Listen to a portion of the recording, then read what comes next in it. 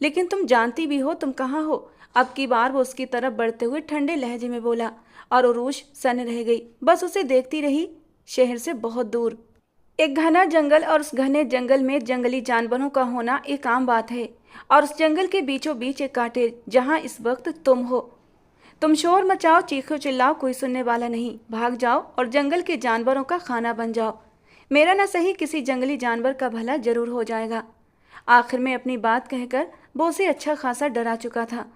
एक पल के लिए रुककर उसने सामने खड़ी लड़की के डरे हुए चेहरे को देखा, जो अभी कुछ देर पहले बड़ी बहादुर बन रही थी, लेकिन जानवरों का नाम सुनते ही उसका चेहरा डर के मारे सफ़ेद पड़ा था। होठों पर हल्की मुस्कान लिए वो वहाँ से बाहर निकलने लगा। रुको प्लीज़, मुझे यहाँ से जाने दो। नामुमकिन। ये ख्याल अपने दिमाग से निकाल दो कि जब तक मैं अपना मकसद हासिल नहीं कर लेता तुम मेरी कैसे छूट सकती हो। ये कहकर उसने अपने कदम दोबारा से दरवाजे की ओर बढ़ाए और उरूश का दिल बुरी तरह धड़क उठा था उसे जाते हुए देखकर। सुनो, मुझे अंधेरे से डर लगता है, प्लीज अंधेरा मत करना। उरूश रोते हुए अपनी कमजोरी उसे बता गई। एक पल को वो रुका, अपनी गहरी काली आंखों से उस मासूम के रोते चेहरे को देखा।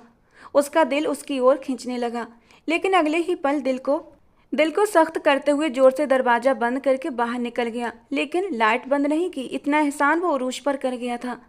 उरूश वहीं एक कोने में बिस्तर के पास जमीन पर बैठ गई और आंसू बहाने लगी। हिचकियों से रोते हुए उसे अपने पापा याद आ रहे थे।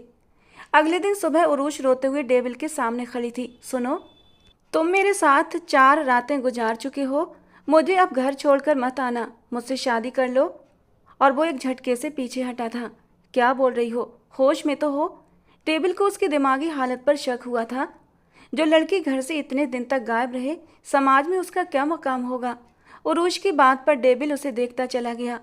कौन अपनाएगा मुझे? मेरे पापा किस किस को जवाब देंगे? प्लीज़ मेरे हाल पर रहम करो। उरूश ने हाथ जोड़ दिए। डेविल को आज उसके आगे अपना आप मुजरिम लगा। बोलता हुआ रुख पलट गया कि तभी उरूश ने एक तेजधार वाला चाकू उसकी पीठ में घोंपा, जो उसी के पास से बहुत आराम और सावधानी से उसने निकाला था। डेविल इस अचानक बार के लिए तैयार नहीं था। तड़प कर मुड़ते हुए बेयकीनी से उरूश को देखा। उरूश उससे दूर हो गई, जबकि वो अब भी डर रही थी। डेविल की आंखों में बेयकीनी देखकर उसे डर महसूस हुआ। अपने हक को मानते हुए वो डेविल को धक्का दे चुकी थी। डेविल दूर जाकर गिरा।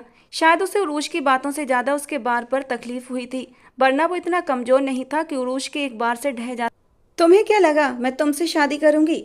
मेरे पापा हैं मेरे रक्षक। अब तुम यहीं पर मरो और जंगली जानवरों का निवाला बनो। इस कहानी को पूरा सुनने के लिए हमारे चैनल कहानी विद माही पर आएं और इस कहानी को पूरा सुनें।